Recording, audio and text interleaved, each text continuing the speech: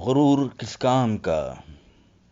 اللہ تعالیٰ قرآن مجید میں سورۃ النساء آیت نمبر 36 میں فرماتا ہے، بلا شبہ اللہ تعالیٰ ایسے شخص کو پسند نہیں کرتا جو اکڑنے والا اور مغرور ہو۔ ہیچ ہے ایسی سوچ اور رودات پر جو انسان کو مغرور بنا دے، اور تف ہے اس شخص پر جو اوروں کو حقیر سمجھے۔ تیرا غرور عبادت تجھے نہ لے ڈوبے، تیرا غرور عبادت تجھے نہ لے ڈوبے، سنا ہے پڑھتا تھا ابلیس بھی نماز بہت۔ آج ہم مسلمانوں کو چاہیے کہ ہم اپنا جائزہ لیں، اپنا چیک اپ کریں۔ ہم میں ایمان کی کیا کیفیت ہے؟ ہم میں کس حد تک لا علمی اور جہالت ہے؟ کیا ہمارا عقیدہ اور عمل سنت رسول صلی اللہ علیہ وسلم کے مطابق ہے؟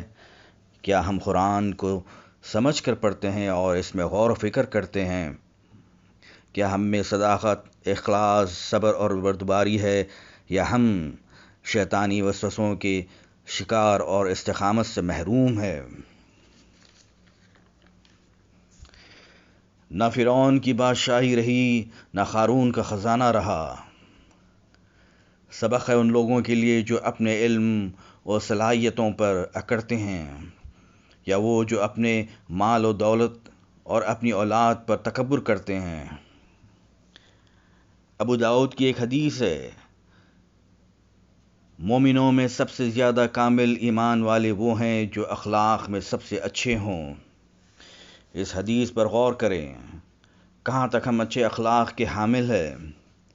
افسوس ہماری اکثریت کا یہ نمونہ کہ ہم انا اور جہالت سے خود غرض ہو گئے ہیں اور اپنی ہی لا علمی اور بد اخلاق سے مغرور ہو گئے ہیں۔ ڈرنے کا مقام ہے، یہ دنیاوی زندگی محض آزمائش ہے، اور دنیا تو دارالامتحان ہے اور آخرت دارالجزا ہے۔